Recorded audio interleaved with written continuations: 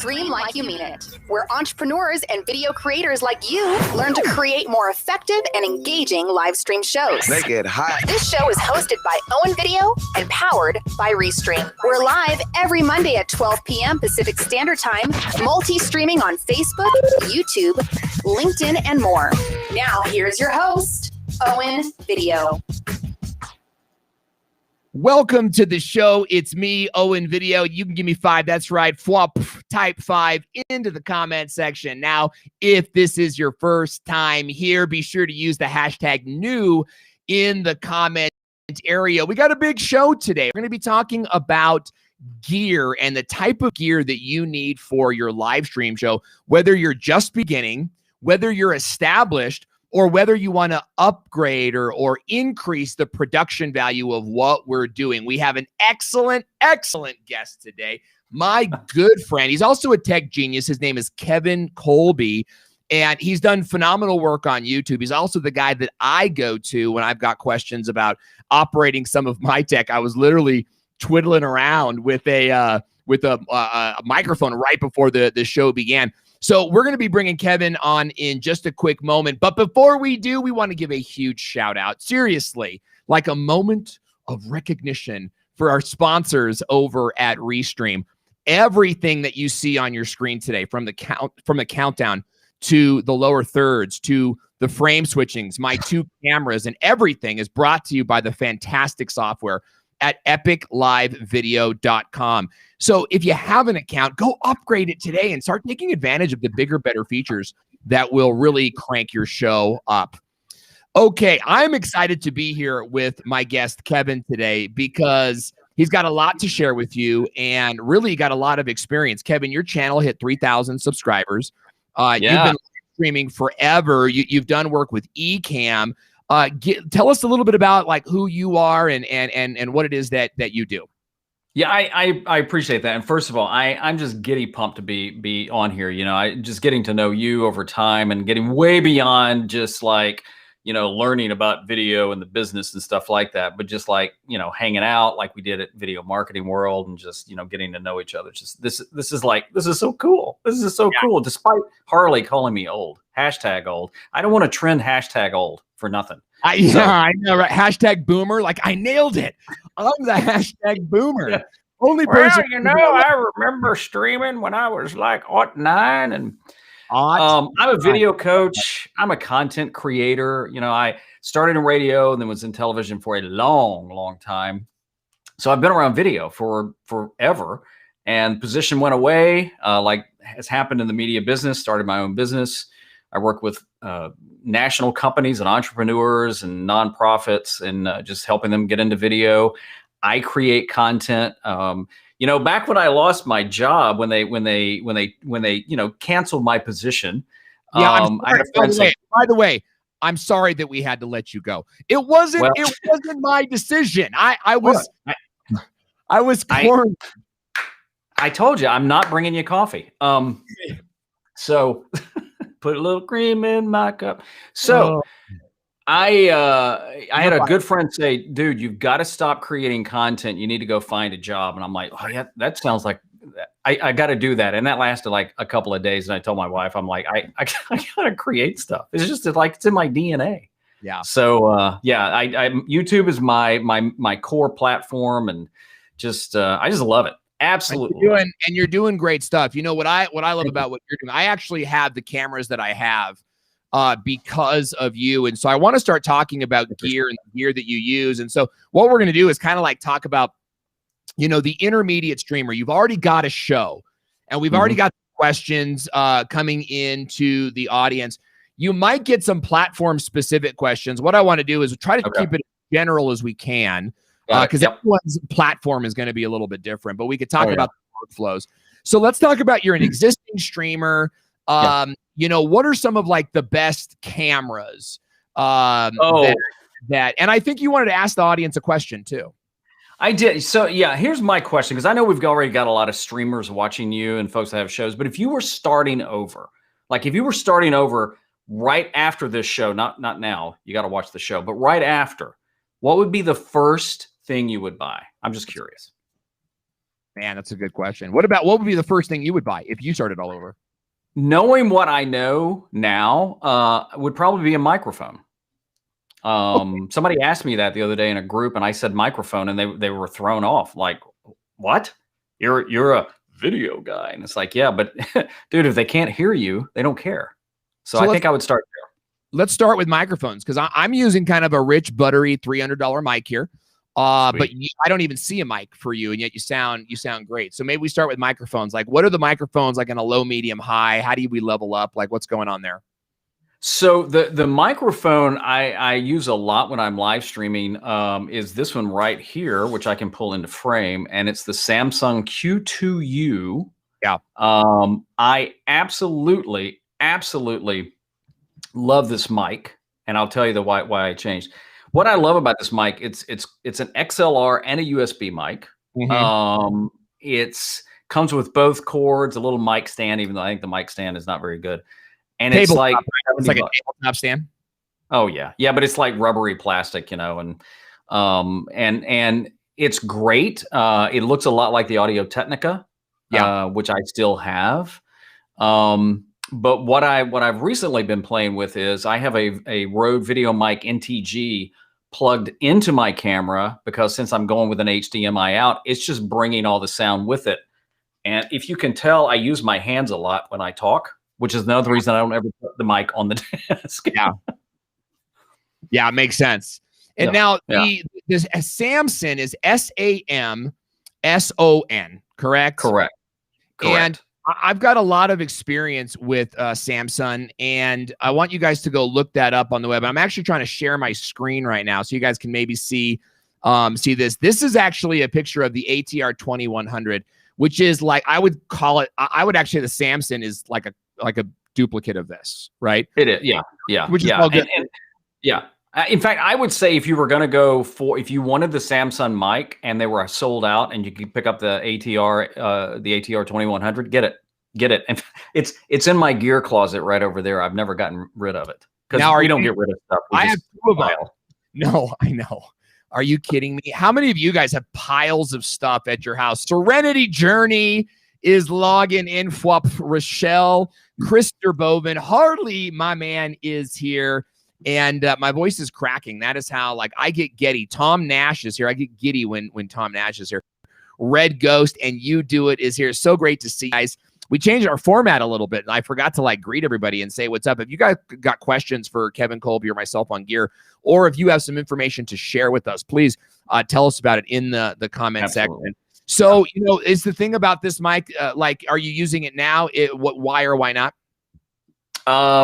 So I'm not using the Audio Technica. So here's a trap that I fall into. You tell me if you. So I have what I need, and I think I'm good, and then I buy something else, and then I buy something else. I mean, I've got so many Rode mics that it would be a country song if I could write music. All my mics are Rode. I do too, man. I've got 4. Yeah. But I wanted to play with this mic on top, because the Rode VideoMic NTG is a phenomenal mic. And the fact that, it's a USB mic, but it's also got a mic jack is just cool. And it's got gain and stuff like that. So it's versatile, or versatile, depending on what part of the world you're in. I can plug it on my camera. I can put it on my desk. I can put it on a boom. Yeah, you can also ride it on a horse. Yeah, in a green eggs. So look, you can also take it to the church talent show, right? Yes. And plug it into the mic system there, or the community center. And I think that makes it very versatile. You know what I like about these mics too is they have an on-off switch. So this mic right here, I guess I could. Right, I can click it if I want to go mute. But if there's a cough, you don't want to do that into the mic. And I just love being able to quickly turn that mic off, get the cough out, and then come back to. Now, do you use a mixer for this, or do you plug into the USB? So it's funny. I just ordered my first mixer ever. Oh, you did? Okay, what'd you get? I don't even know the name of it. So here's the deal. I don't. You could. I'm cheap, frugal, poor.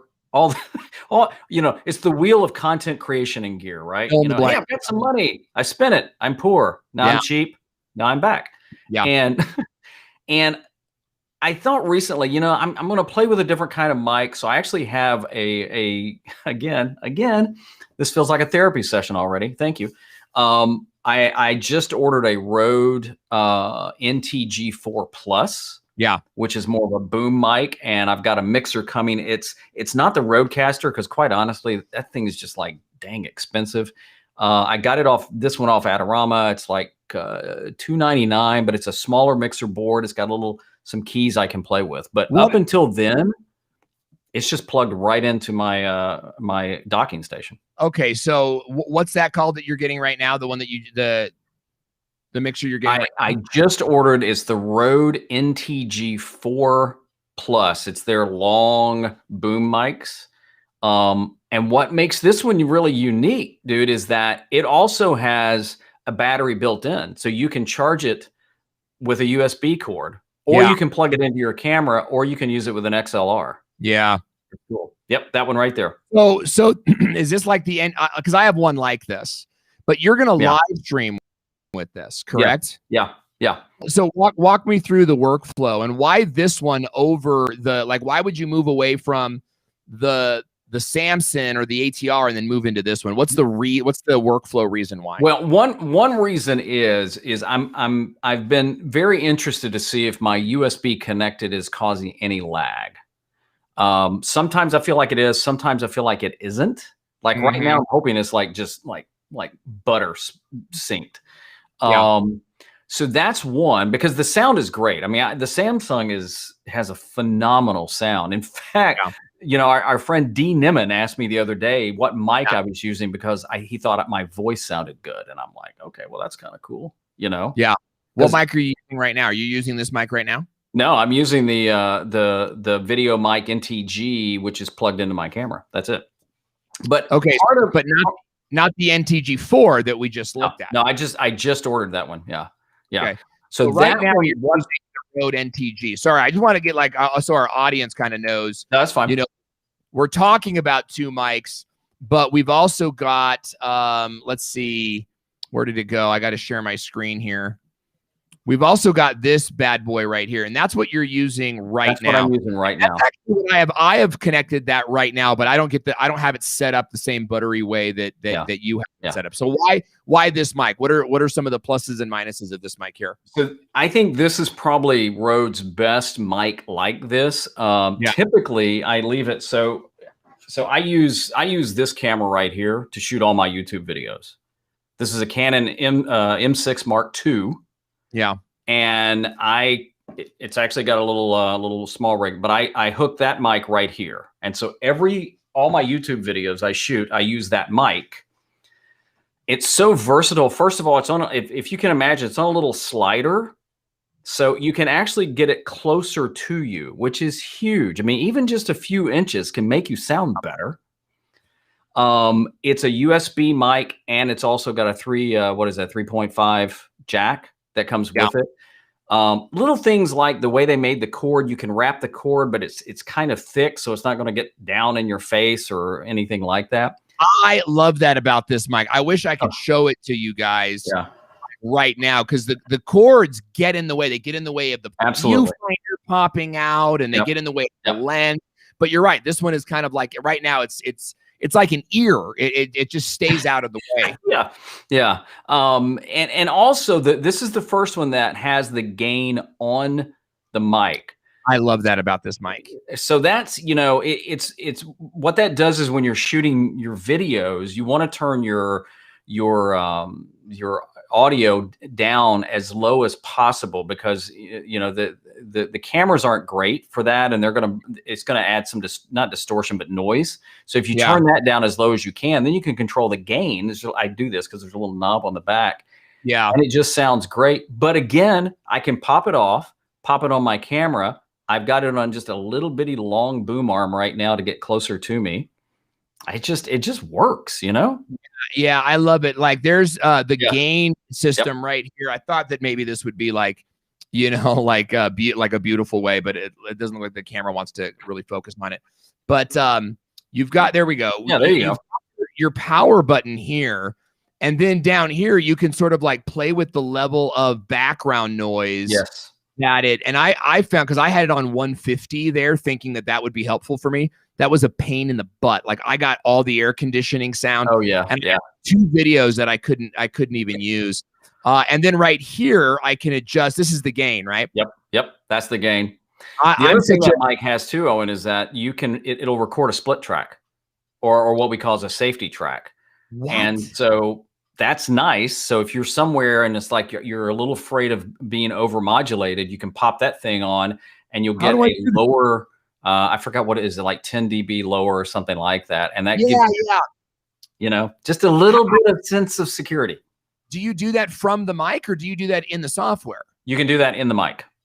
How do you? Okay, we got to talk about that offline. Guys, that is tweetable. That is shareable. If you know someone that would benefit from this conversation, tag them in the chat area right now. Or hey, do us a favor and share this video, whether you're watching on YouTube, Facebook, LinkedIn, or more. That was a great tip. I didn't know that you could do that intermodulation there. So that's wonderful. Yeah. Okay, so we're talking a lot about mics, and we asked you guys what mics you would get right now. Our good friend over at Livestream Labs is saying, I'm the Heil PR40 for the win. You do have a great mic, my man, and I love seeing you use it. AV Digital Production says, Rode Wireless Go with the USB audio interface. I have those. I don't think I have the audio interface. So I want to hear maybe more about that. We've got Serenity is saying, I use the ATR 2100. Me too. I have 2 of them. Still sounds decent. They're Where great. I struggle with the ATR 21 is I can get tinny. And I actually, believe it or not, guys, like when I interview someone who's new at this, we have a bunch of shows. We have like health and wellness shows. My wife does a show. We actually send them the mic. And then they send it back to us when we're done because we want them. But I can get a tinny sound with it for some of that. We did have some questions come in, and I want to see if we can't go to those, starting with Tom Nash, who asks, yo, Kevin, any idea how to use a Stream Deck with a live streaming studio? So talk to us about what Stream Deck is and you know, how it can be used for sound effects. So Stream Deck is a powerful tool. In fact, I have a Stream Deck right here that is controlling my light. So like right now I can turn the light on, turn it off. It's that easy. I am using an Elgato key light, so it feeds right into that. But you know, certain streaming software, you can actually use a Stream Deck to like control. So think of it as a control panel. So you can program it to do things, but you can even program it to like, because I'm lazy, to like launch apps and things like that. So like, you know, I can launch Amazon. Unfortunately, it starts with A is the first button on there. And you can do a lot of different things with it.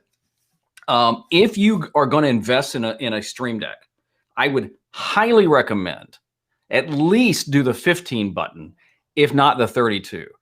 Yeah. I started with the 6 button. I did one show and I thought, sending that puppy back. You know, I told Amazon, I'm really sorry. I bought this one by mistake. I need more fingers and things like that. And I've got the 32 and oh my word, you'll use it. But it's a way that you can trigger, you can bring in sound effects and animations, different cameras. If you want to, that's a little bit more sophisticated there. But I also have an ATEM Mini that right now I have my one camera plugged into that I can actually use other cameras with. So the ATEM Mini is amazing, and I will tell you this: like all the guys have one. You know what I mean? In terms of like our sort of internet work. I mean, I've been friends for like a long time, and you know, it's the same kind of thing, but with more power. And I think the big thing that's missing here is that if you're going to have, like, I'm using, let me see if I can switch. I'm using the X keys right here, and X keys is another brand of Stream Deck. It's just, and I don't think we're necessarily promoting or loyal to one or the other. If I had to do it again, I would get the Stream Deck, and I would get the Stream Deck because of the fact, like with the X keys is great, but every time I switch a control, basically like reset it or something. Well, the labels are paper. So see these pink dots here? I have paper on top of them. Carlos, go back to me. I'm talking about the pink. So on the pink dots here, let me just go full size. On the pink dots right here, like there's little paper tabs. You see? Yeah. And it tells me like what these do. And I don't even think these are working right now, but it tells me what they do. If I'm doing a different show, I have to change the paper out. So even though it's like 48 keys with paper labels, I could do 100, 300, 400 different things. Yeah. But because of the paper labels, it's so I would get the Stream Deck if I did it again. And here's the thing though. You can't just buy a Stream Deck, Tom Nash, and plug it in and use it on your software. You have to have an intermediary software like Ecamm or vMix that you program the Stream Deck in, and then that's what you stream with on the live stream software that you would use, like Restream. And if you're not using Restream, you should be. Kevin, talk about Ecamm, vMix, that type. Like, what do those softwares do? Yeah, so Ecamm. So Ecamm is a live streaming platform that you download. It's Mac only. Unlike Restream, StreamYard that I do a lot with, those are browser based. There's nothing to download. So they're all good. They all do different things. Ecamm integrated with StreamYard a while back. So literally, if you have not StreamYard, Stream Deck, if you have a Stream Deck, you can. There's all these controls in there, from like camera to scene to overlay to mute and things like that. So, if you were going to go that route, I think it might be worth getting. Again, I use mine for double duty, like right now, just even turning the mics. Now, and again, I'm not pushing Elgato things, because I love the mic and I love the Stream Deck, but it does integrate. The Stream Deck does integrate with like all the Elgato stuff. So that might be one of those things there. So it's one of those things that let me say this too, Owen, because I think here's a trap I think people can get into, and I don't want them to think that maybe we're leading them down this path. If you're new to live streaming, or you've only been live streaming a little bit, or you're just getting started, I wouldn't go out and buy a lot of this stuff. I would just kind of start, because you're gonna come home. I had a client once, and bless her heart, as my mother would say, she kept buying stuff before we could actually have our first session. And I'm like, oh, good, man, hey, I bought this. And I'm like, do you know what you're going to do with it? No. And I said, then stop. Stop. You have wires, you have the battery chargers, like I have over here tripods with cameras on them with little actual battery pack bags attached, like hanging off the tripods, so I can move the camera anywhere and not have to be like tied to the plugs. You know what I mean? Yep. It's workflow. It's work. You got to have your workflow to really get going in. Now, this is important to note, guys. Not every broadcast studio can handle Stream Deck or vMix. Restream does. So we're using Restream right now, and I can add a virtual camera in here that I can switch with my X keys, and I can do all of that because Restream has that feature. So be sure to go to Epic Live Video if you're not sure what to use, or if you want a better system than what you've been using before. So let's go to another question, because I know we have a lot. Rochelle Mann just asked a great question.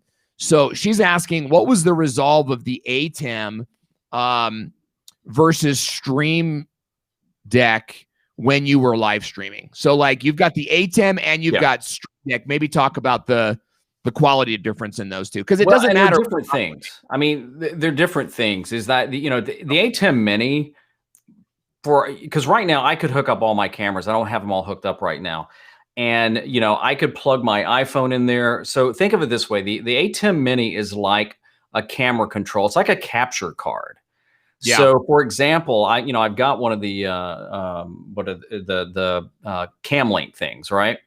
Yeah. But that takes one camera. Well, there's 4 ports on the ATEM Mini. So I can plug in 4 things that take HDMI. I could have 3 cameras and a computer. I could have different things. So it kind of, it gives you different things where the Stream Deck is more, it's not, you don't really want to use it to program cameras and things like that. You could, but then you still got to get the signal there. So they're really 2 completely different things. If you got one camera, I wouldn't get the ATEM Mini, honestly. Yeah. I don't have the ATEM. I want it, and I want to be in the boys club of all the guys that have it, because our friends do. Our friends do have it. Foster's got it. You messaged me when I said I got it, and you were like, no. Yeah, you guys are leaving me out of the loop. It's like, but I'm also a really big believer in mastering the setup you have. And I don't know if you guys know this, but I'm streaming alone for the first time in years. So like before COVID, I was streaming in a large home studio where I had an employee in-house with me, right? And that gave us capabilities that I don't have here alone. Now I need to master sort of what we have. And that's actually a great place to kind of transition into Jim's question, which is Carlos controlling your camera from your studio or remotely? So I'm controlling my camera. Oops, pressed the wrong button there, folks.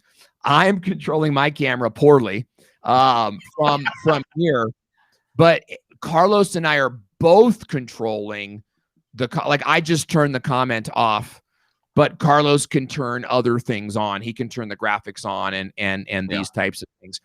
So we do all that, by the way, using Restream. And that's one of the things I love about Restream is you have 2 producers, because for the most part, I want to let it go and let Carlos do it.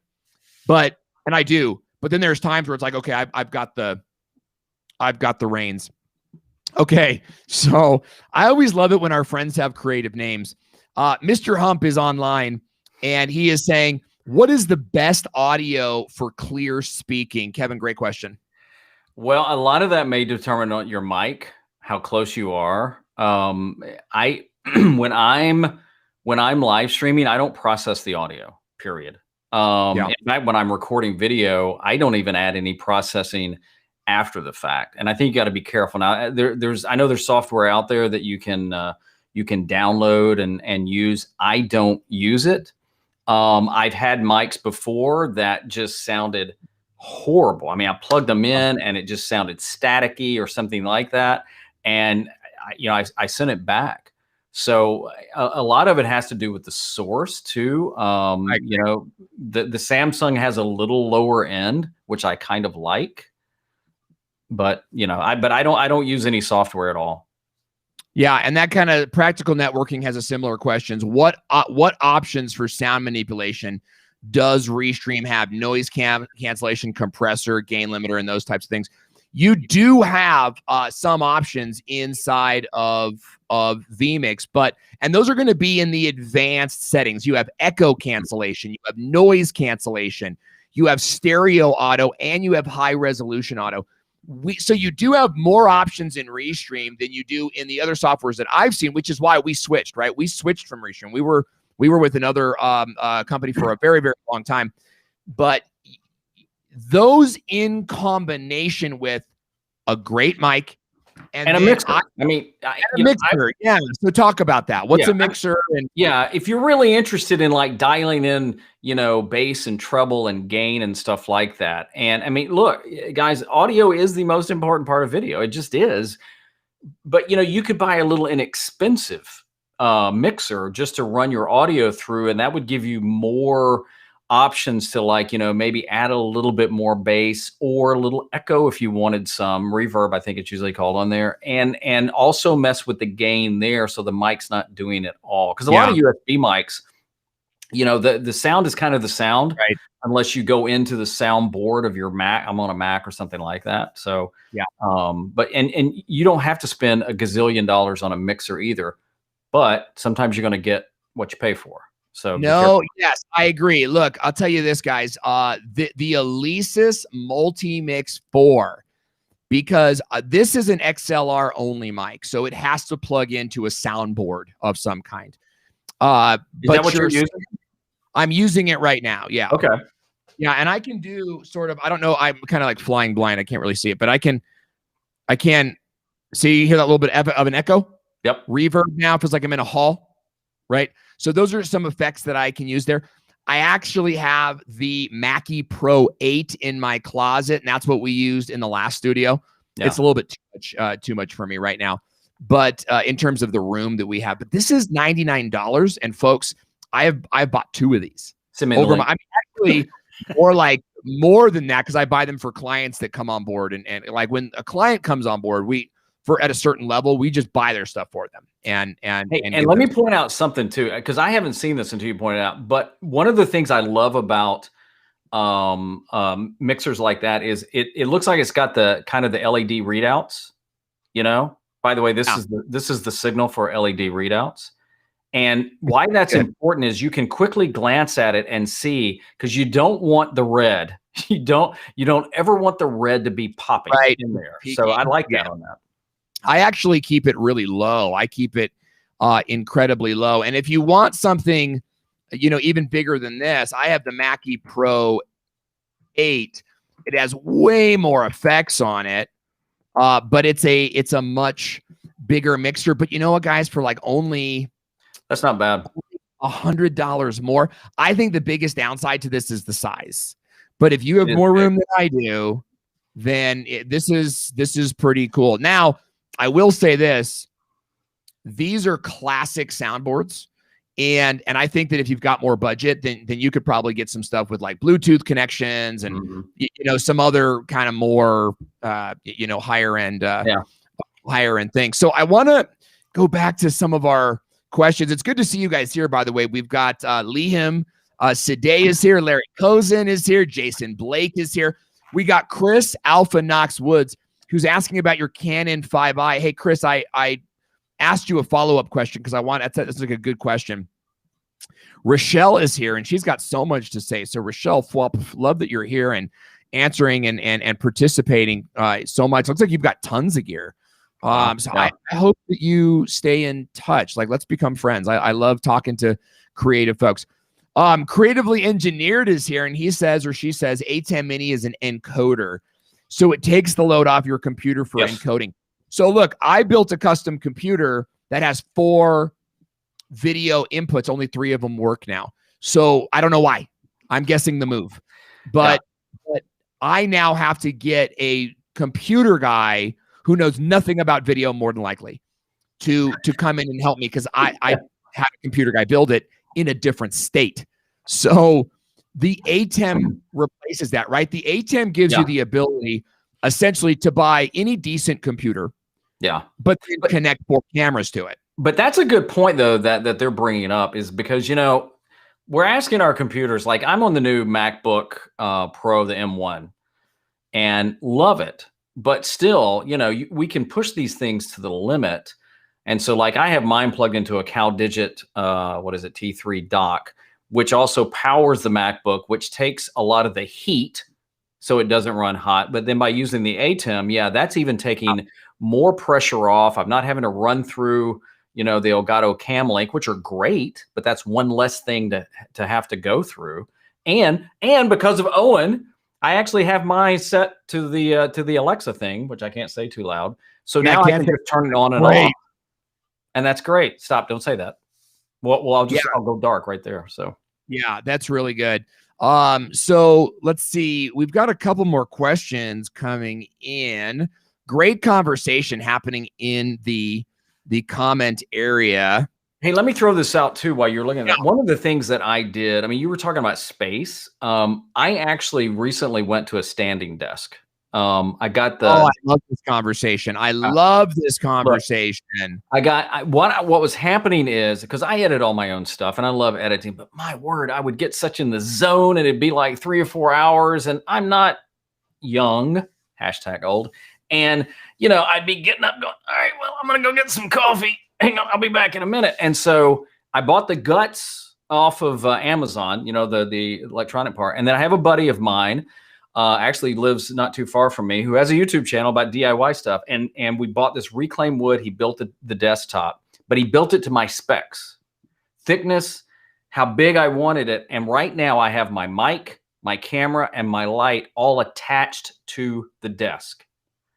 And I think that is huge because now if I'm sitting, nothing changes. If I'm standing, everything is set exactly the way I need it. And I've got some room on here. I can move some things around. So, okay. All right. So we're talking about standing desks. And I think that this is a really important conversation because I am using a very affordable do-it-yourself desk from IKEA.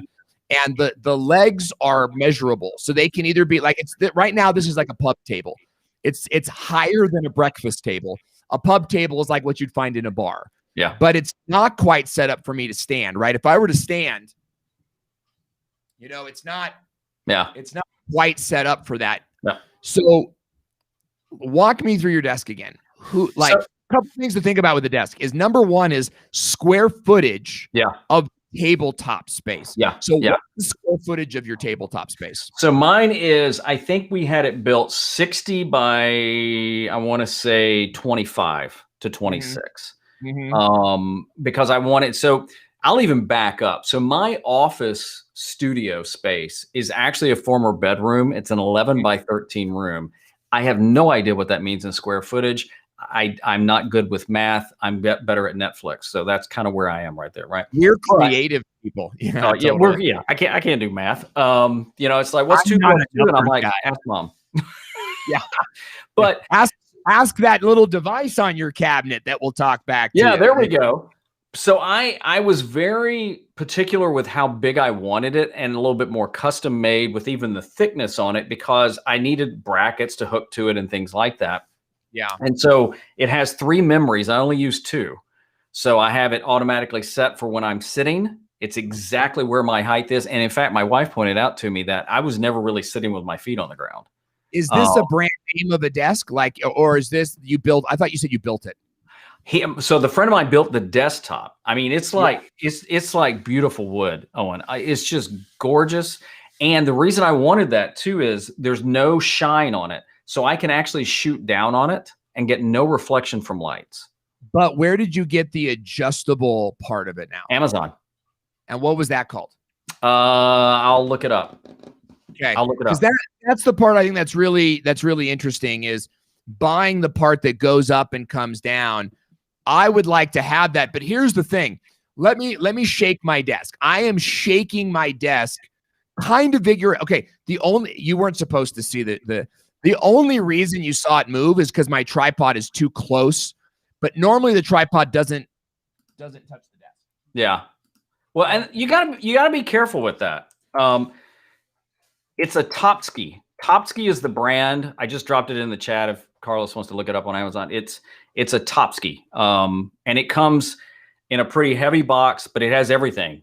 It's the guts and everything, and we just attached it to it. This is only $200? Yes.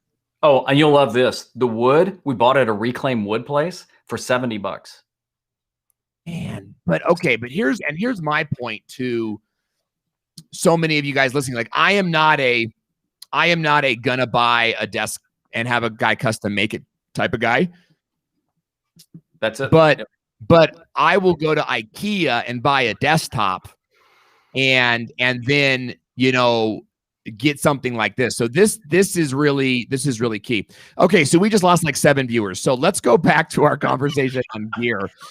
Thanks, guys. Jeez. I didn't know we were talking furniture. I'm like watching the numbers drop. You know what I'm saying? This is like the best conversation, I feel like. Okay, but anyway, and lead with Jim. He agrees with us. He says, yes, I want a standing desk. I don't, Jim. I want one that goes back and forth because there are times. Mine does. Yes. And you have memories in it too. Yeah. So I love it. I wanted to talk about how when you pound the desk, like Dwight on The Office, when your camera is connected to the desk, it can cause shake. But since you guys didn't want to hear that, we're just going to skip it. So let's go. And I'm not, okay. I'm being a little bitter, but we had, I think it was I'm being a little bitter. Blake asked a question that I wanted to get to about beginning with I love this question. So Jason Blake, good to have you on the show. By the way, if this is your first time visiting us, #new in the comment or the chat area so that we know that you're joining us. Jason Blake is saying, hey guys, I'm a beginner, tested my iPhone 11 for Facebook streaming.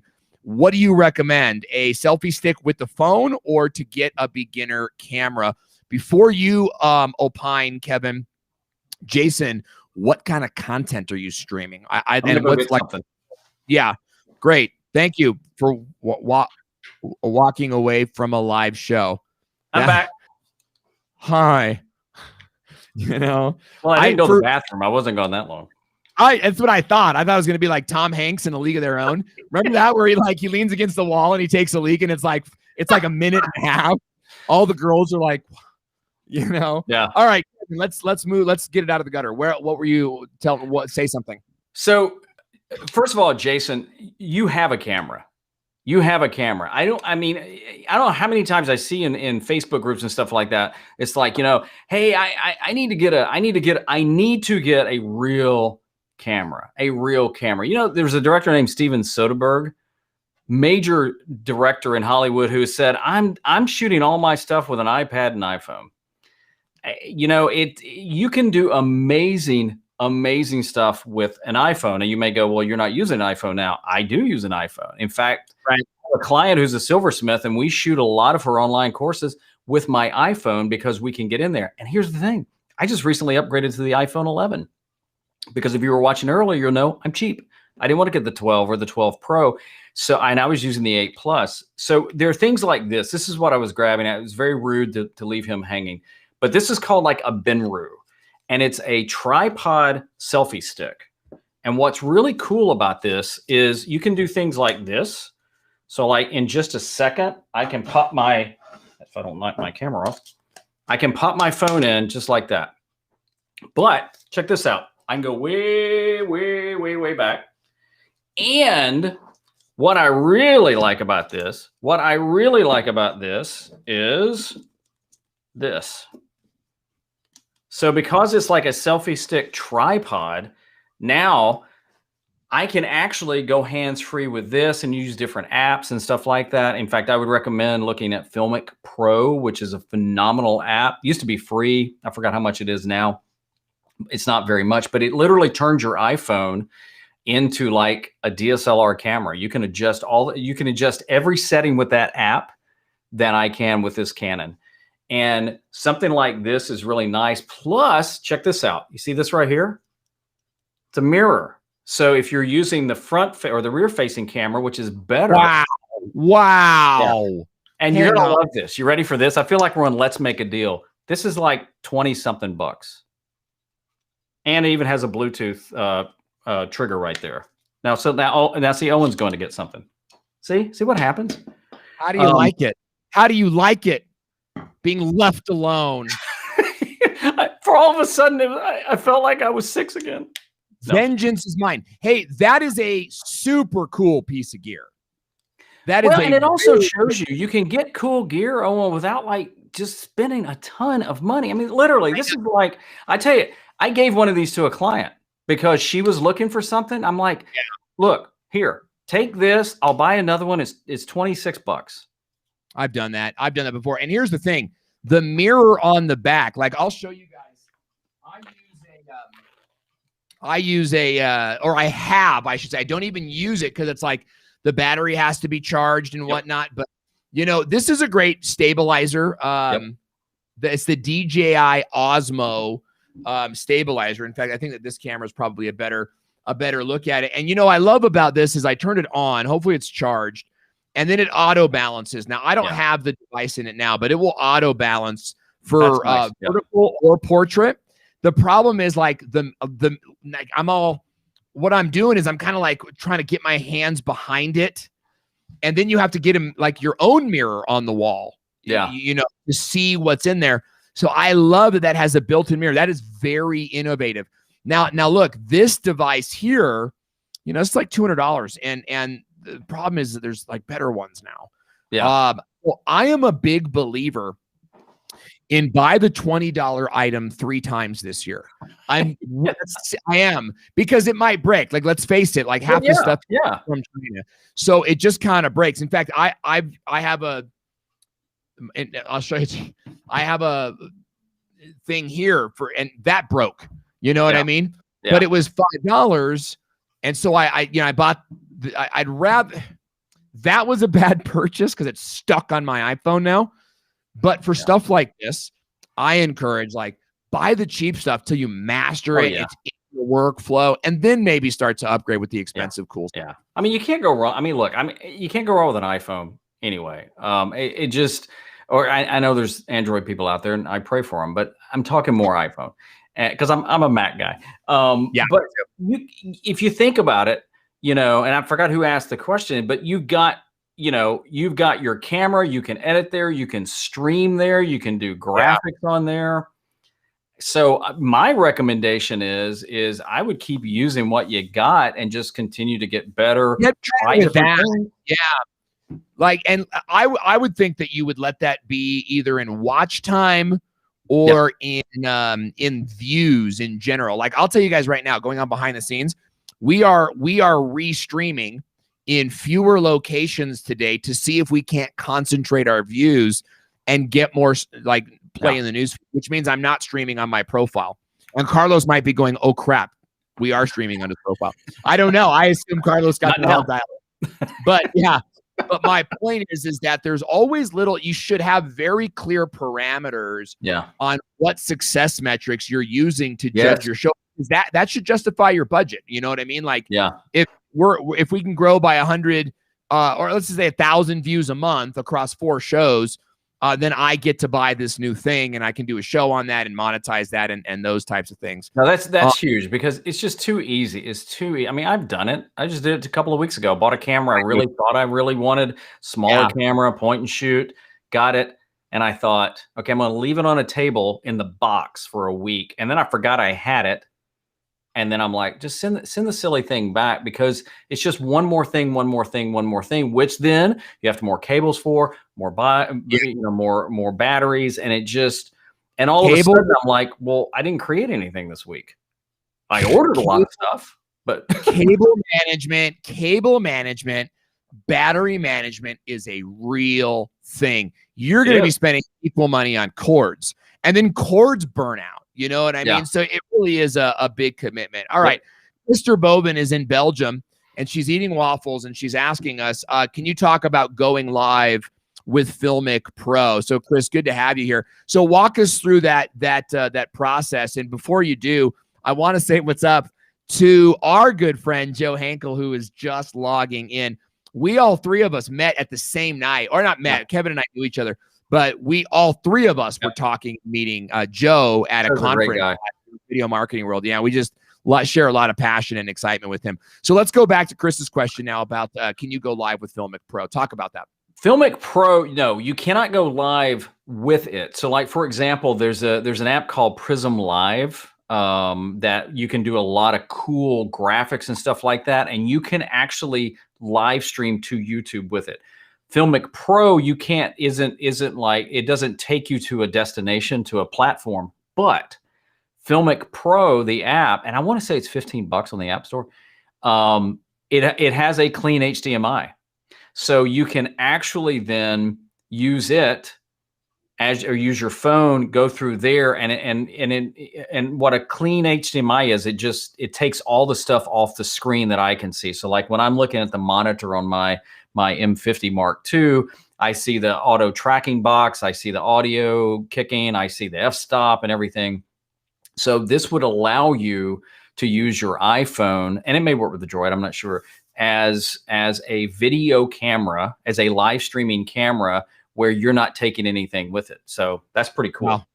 Okay, so just so I heard you correctly, it's not like you can dial in your live stream settings, but you can, with Filmic Pro, your iPhone can be a virtual camera, can be another camera. Yeah.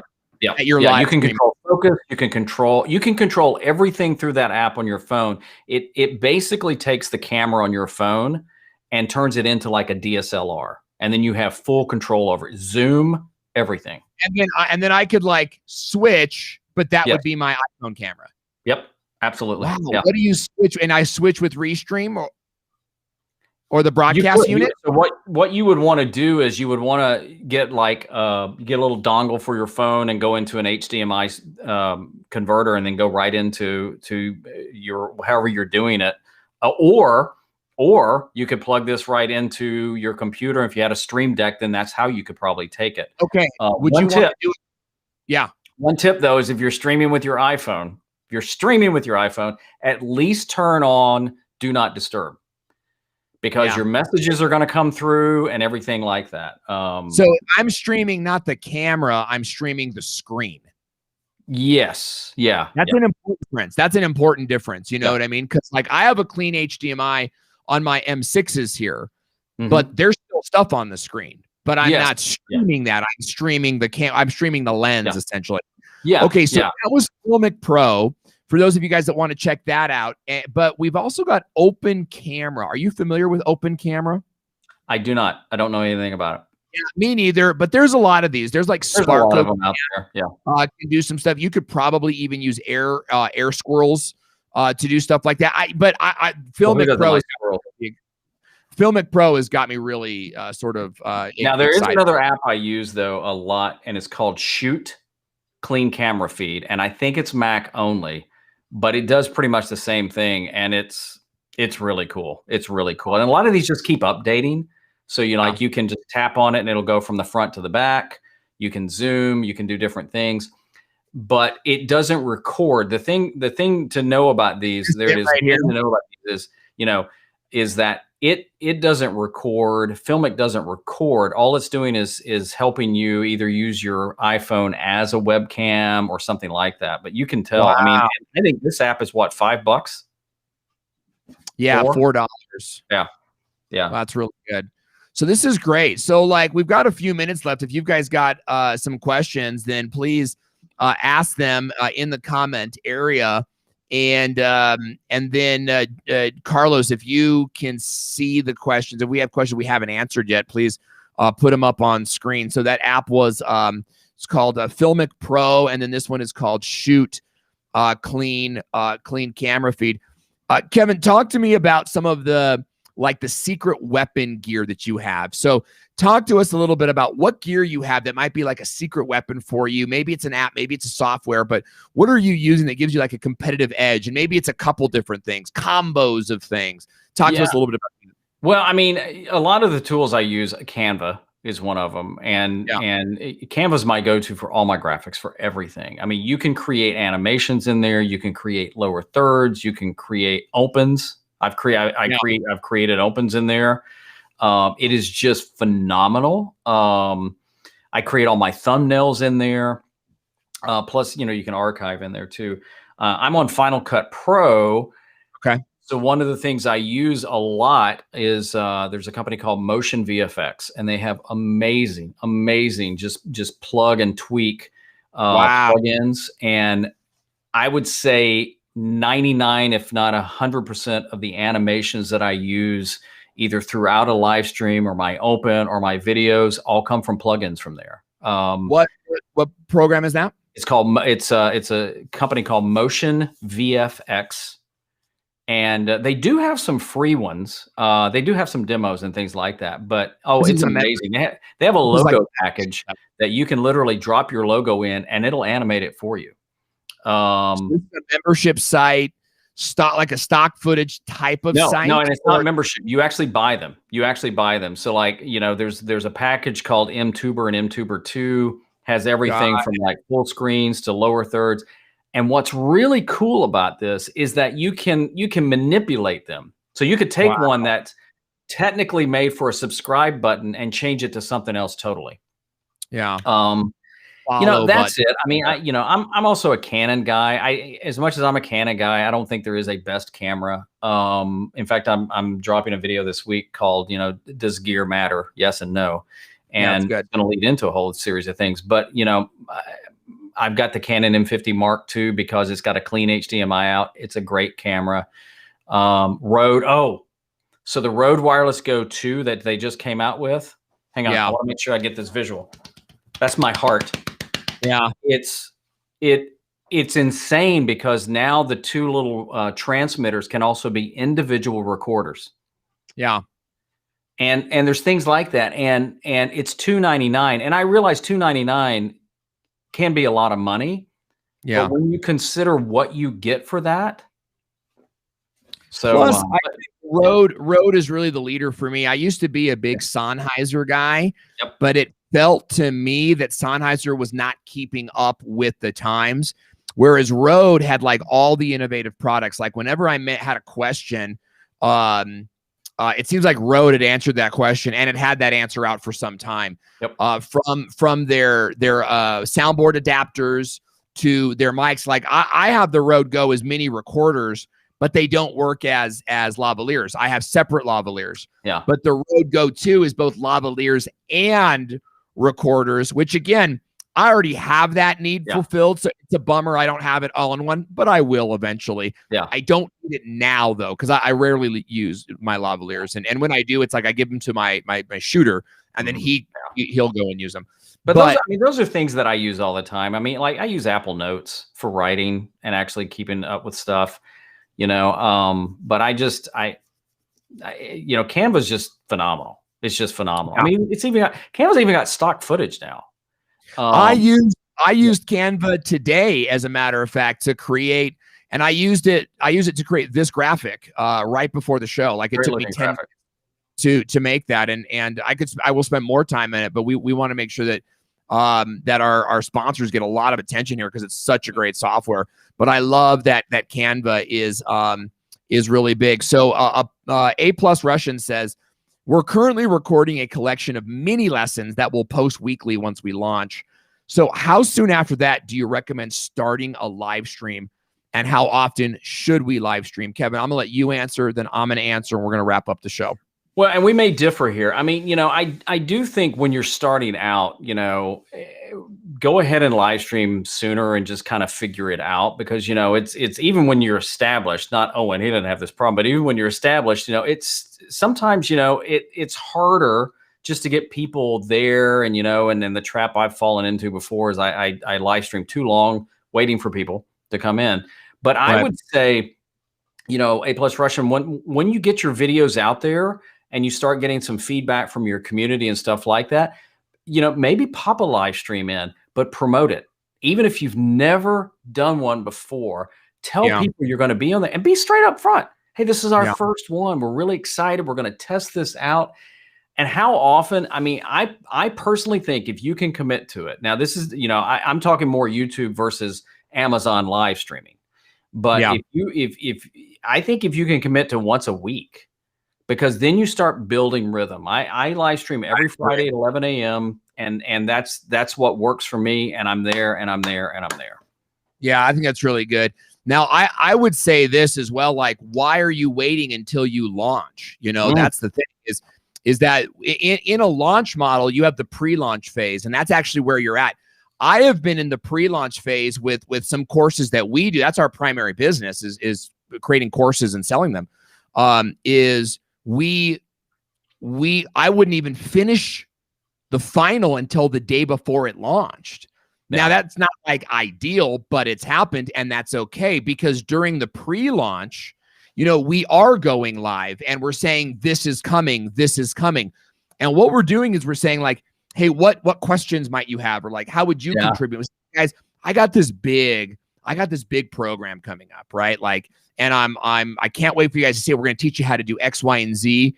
What are your big questions on that? Those are the questions we're going to be answering today. So let me know your thoughts, and let's get started right now.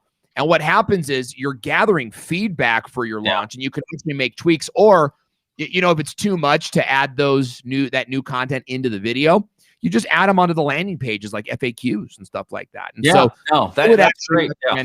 Yeah. I would like to retract my answer. Yes. I mean, why not go ahead and try? I mean, here's the other thing too. I mean, it's not like live isn't any work, and I think there's some folks that have just kind of put that out there like, oh, live stream is just easy and stuff. Well, I mean, I've known Owen for a while, and I know what he puts into the shows, puts in more of it than I do.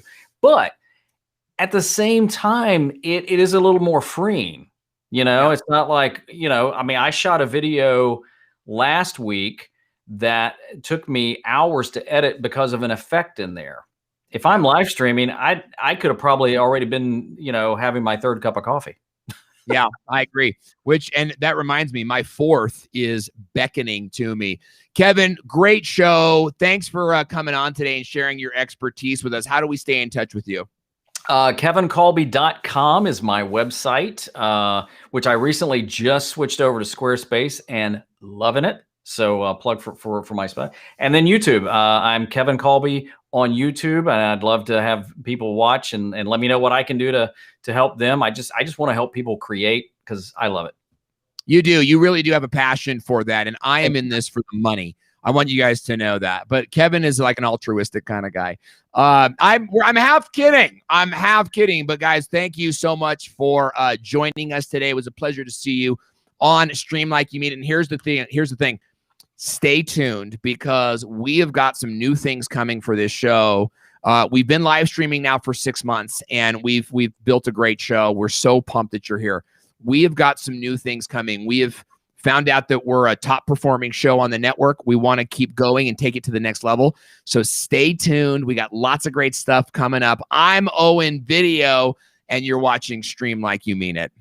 You're watching Stream Like You Mean It, where entrepreneurs and video creators like you learn to create more effective and engaging live stream shows. Make it hot. This show is hosted by Owen Video and powered by Restream. We're live every Monday at 12 p.m. Pacific Standard Time, multi-streaming on Facebook, YouTube, LinkedIn, and more. Now, here's your host,